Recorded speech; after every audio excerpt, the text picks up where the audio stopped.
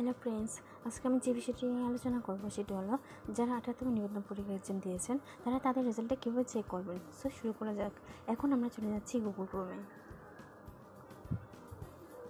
দেন আমরা লিখছি 18তম written result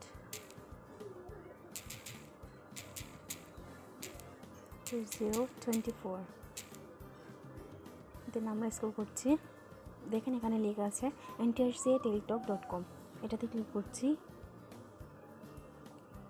ওকে, এখন দেখেন এখানে একটু এক্সাম আর এখানে হচ্ছে সিলেক্ট ফোন। এখানে আমাদেরকে যে কোনো একটা কেসে সিলেক্ট করে দিতে হবে, অথবা হচ্ছে আমরা যে রেজাল্টটাই চাইবো, যে রেজাল্টটা আমরা দেখতে চাই সেটা আমরা এখানে সিলেক্ট করব।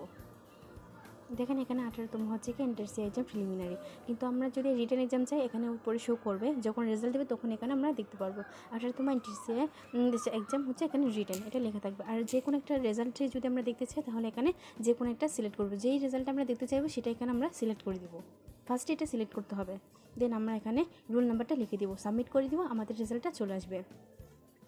যদি আমাদের রেজাল্টটা ভালো হয় তাহলে কংগ্রেচুলেশনস এরকম করে একটা লেখা চলে আসবে। আর যদি আমাদের রেজাল্টটা যদি ভালো না হয় বা আমার কোনো একটা প্রবলেম রেজাল্টটা, অর্থাৎ যদি আমাদের রেজাল্টটা যদি খারাপ হয় তাহলে আমাদের রেজাল্টে আসবে না। আর যখন এটা আমরা রোল নাম্বার দিয়ে এবং হচ্ছে এক্সাম যে সিলেক্ট ওয়ান, এটা প্রথমে সিলেক্ট ওয়ান এটা দেবো, তারপর হচ্ছে রোল নাম্বার, দেন হচ্ছে সাবমিট। আর হচ্ছে এটা যদি রেজাল্ট না আসে তাহলে তো আমরা সাবমিট করার পর বুঝতেই পারবো, আর যদি রেজাল্ট আসে তাহলে কংগ্রেচুলেশনস এরকম করে একটা লেখা চলে আসবে। আজকে এটুকুই। Thanks for watching this video.